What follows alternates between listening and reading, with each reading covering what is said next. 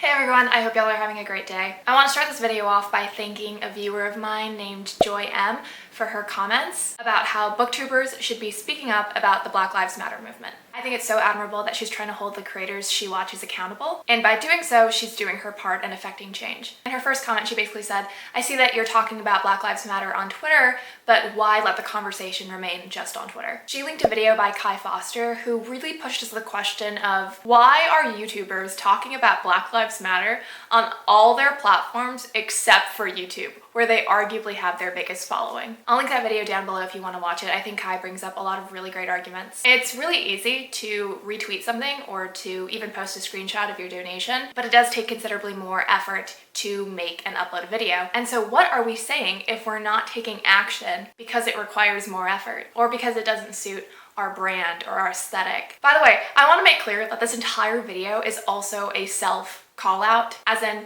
I am nowhere near a perfect ally and I really need to participate in a lot of change in order to be better. But yeah, I want to talk about Black Lives Matter here on BookTube. I think BookTube can sometimes feel like an escapist bubble. I think a lot of us love books so much because they allow us to forget about the things going on in our own lives. We often read and talk about fiction in particular, and I think a lot of times we enjoy stories that like sweep us away into a world that seems different from our own. And so BookTube doesn't always feel like the proper space to talk about current events, but that rule really falls apart when we examine what's at stake if we're not talking about it. I think there are definitely some of us that like to reserve YouTube as a space for entertainment and content that we can watch when we want to relax or unwind or laugh, and those are all really valuable things, but I think it's also a privilege to do those things. It's definitely a privilege to be able to ignore, even temporarily, things like racism and white supremacy, because many of our friends and our peers are unable to do that. I think as readers and as book lovers, we often pride ourselves on our ability to connect and to empathize and to slip ourselves into other people's shoes and experience their stories firsthand, or as close to firsthand as books allow us to. I've always thought that reading is a practice of empathy. So if we as readers and as a BookTube community are built upon this idea of connection and empathy, and the Black community is in incredible pain and anger, how can we not talk about that? I mentioned police brutality very briefly in my review for The Ballad of Songbirds and Snakes, but that's obviously not enough. This issue is so large and has been present for over centuries, and I personally can certainly do more than say like a line or two in the middle of a book review. So I've been thinking about what can I do with BookTube and with my platform here. And I think the first thing I can do is spread resources. I've linked petitions below that you can sign in order to express your outrage against the murder of people like George Floyd, Breonna Taylor, Ahmaud Arbery, and so on. And it's really easy to sign a petition. And once you've signed the first one, you can actually one-click sign a bunch of them. Change.org will give you like 10 pop-ups in a row. So I promise you, it takes less than a minute to sign like a dozen petitions. And you might think that one name on a petition doesn't mean much, but when lots of people come together to do it, you can see pretty incredible results. It's like voting, except there aren't decades of voter suppression laws keeping you from doing it. I've also linked below organizations looking for monetary donations. I know money is tight right now because of the coronavirus and the consequent stunting of the economy, but if you can manage it, there are plenty of places that are needing your help. You know, I personally don't have an income, and I will not have an income for the next 4 years because we love med school, but I've donated a very modest amount to the Minnesota Freedom Fund, which has since been overwhelmed with donations, and so they've been directing people elsewhere now. And so for my second donation, I donated it to the Black Visions Collective. I will be the first to admit that the amount that I've donated is not that much, but I really want to believe that any bit can help, just like this video, right? I can't guarantee that more than a few hundred people will watch this. I'm very aware that I do not have the reach or the platform of people like PewDiePie or David Dobrik, but I really think that this is about using what you do have. And it's not about thinking you have to be somebody with a capital S in order to do something. I think it's also okay if you don't have money to donate. There's a video on YouTube that's collecting views in order to raise AdSense revenue that will be donated. You can open the video, loop it through YouTube, like play it on repeat on a tab in the background while you're doing other stuff, and your views are still helping do something. So I'll link that video down below if you want to click on it and help in that way. Another free way of doing something is calling legislation, sending emails, and demanding justice. Now, in the past, I will admit that I personally have had a lot of doubt about this kind of method because because I remember calling and emailing Ted Cruz, who is very unfortunately my senator, about gun violence and wanting to restrict gun laws. And I remember doing these things and thinking to myself, I feel like I'm wasting my time. There's no way he's gonna slip out of the pocket of gun lobbyists enough to listen to what we're saying. But I will also say that that cynicism is really not useful. We are defeating ourselves before we can even begin if we believe that our voice doesn't matter. So I want to say, there are ways to call and ways to email. There are scripts that other people have written that you can use, and I'll put those all in the description. So much change can be brought about by sharing resources and trying to educate yourself and others. I want to do that here, but I also want this to be a place where you can do that for other people. So if you have resources that you think are being overlooked, or that I haven't included in the description that you think are important, I do want to know about them, so leave them in a comment, please. I think a lot of education has to be self-motivated, as in I have to personally seek out reputable resources and good books and honest journalism, and that burden has to be mainly on me because it is not fair and it is very unhelpful to be burdening Black voices right now or ever with demands to their knowledge, or like with this idea that the burden is on them to educate other people about their own oppression. But the good thing is there are a lot of us, right? Non-Black, POC, and white allies. There are a ton of us. And if all of us do research and all of us try to educate each other,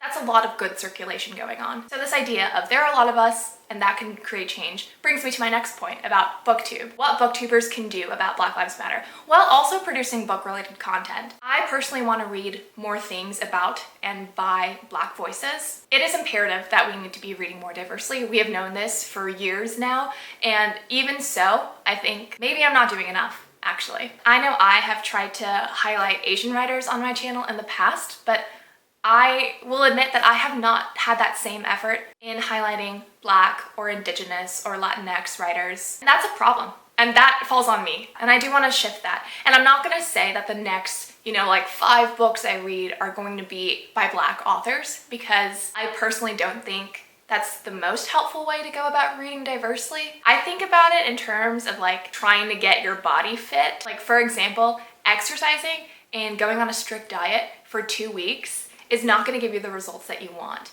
which is lifestyle change. And isn't that what we're all striving for right now, is a lifestyle change, right? A lifetime commitment to trying to improve ourselves into being better allies and leaders. I don't want to read Black writers just while the moment of Black Lives Matter is trending on Twitter. I want to do this indefinitely. I want it to become a practice that I don't even have to think about. I know a lot of people are turning to nonfiction right now in order to educate themselves, and I think that's awesome, but I also want to recognize that I myself am a huge fiction person. So I've made this plan and I've decided to try to strike like a balance between the two, essentially. I'm hoping to do these 2 author explorations, where I read the entire published bibliography of an author and spotlight them. The first author I chose is Ta-Nehisi Coates. I read one of his memoirs, Between the World and Me, last summer after I saw him speak in person at Vanderbilt, and also took this very awkward group photo with him. And although I really enjoyed the memoir, I didn't end up reading any of his other work. So I want to change that. I want to read his published work and I want to spotlight him in a video.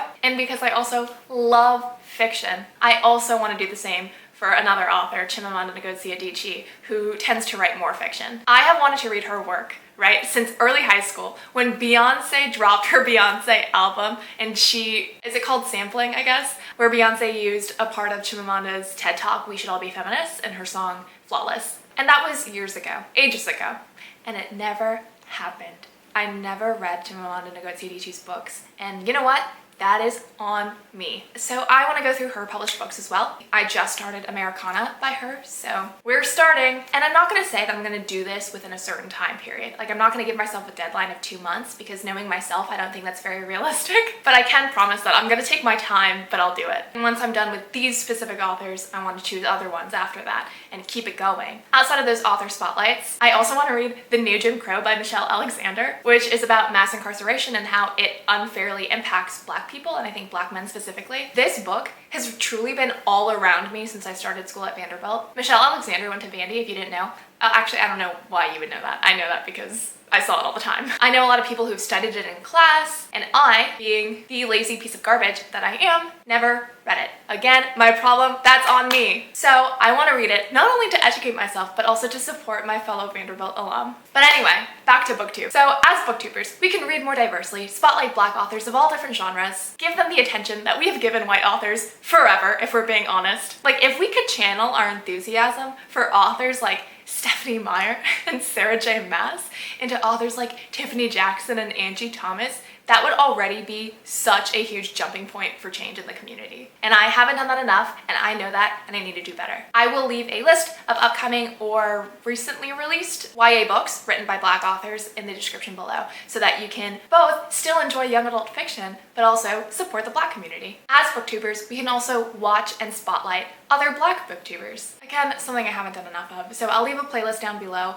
of Black booktubers. It's a really, really great way. You can just go through and find people that you enjoy watching, and you can discover new voices that you haven't heard before. And now, maybe this is my main point that we're finally getting to, is booktubers, you can make a video. Use your biggest platform to spread your message. I can tweet about Black Lives Matter for forever, but I'm only reaching like however many Twitter followers I have. I have substantially more YouTube subscribers, and I think that's the case for many of us. So why are we limiting this discussion to Twitter, or maybe to Instagram where you're posting a black square? Why are we not bringing it to YouTube, to this platform? I think the last thing I want is for a booktuber to watch this and think, oh, I can just link people this video instead of making my own. Or even worse, I am not qualified enough, or it's not my place to make this. Because I think the truth of it is, if it's a human rights issue, it's everyone's issue. I know I questioned making this because I don't want this to be taken as an Asian American speaking over a Black voice, because I know Asian Americans have long been subscribed to the model minority myth that has told us to believe that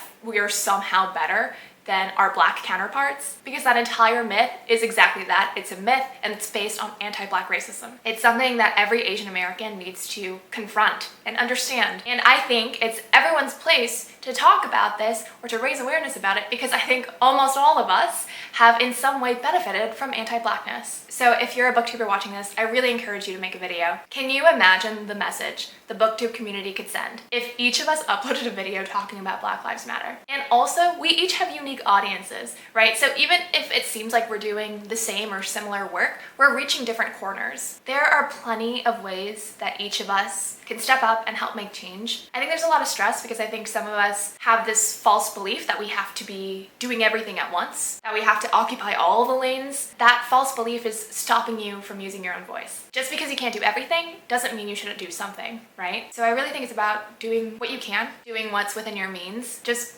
please don't do nothing, you know? When innocent Black lives are being taken, innocent protesters are being injured or arrested, and important voices are being silenced. It would be a big shame, I think, if BookTube waited for this to blow over so that we could all return to our regular scheduled programming without feeling guilty or feeling like we're walking on eggshells. I think American history has revealed that we're gonna have to fight this same thing over and over and over and over again before we see significant change. This battle is already centuries long, okay? So it's not going to go away. So please, please recognize the lethal problem that it is and use whatever power you have to do something about it. I know I'm still learning a lot, and I'm really sorry if I got things wrong in this video. I want to help, and if you would like to offer guidance, I'd really love to hear it. I just really wanted to make it very, very clear on my biggest platform, which is here on YouTube, that I stand with the Black Lives Matter movement. And if you don't, I really want you to think about why all 50 states of the United States of America, in addition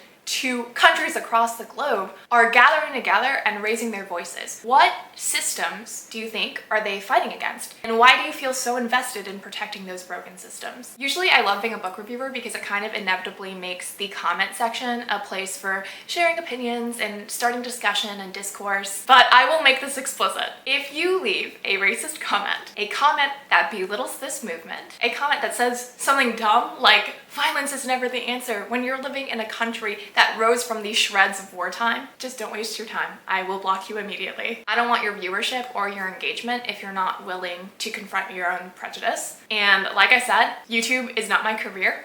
It probably never will be. I do not care if you unsubscribe, truly. I think there is always space for challenging one another's opinions, but there's no space for injustice. Okay, I think that's it. I don't know. Sorry this video is so long. I feel like I had so much to say, but also at the same time I feel like I didn't say enough, or maybe I said the wrong things. And if that's the case, hopefully there will be people to correct me and to help me learn to be better. You've reached the end. Thanks so much for watching. Please check out the description. I've linked a lot of things and tried to include a lot of information. So yeah, please check it out. I hope y'all are having a fantastic day and happy reading. Bye.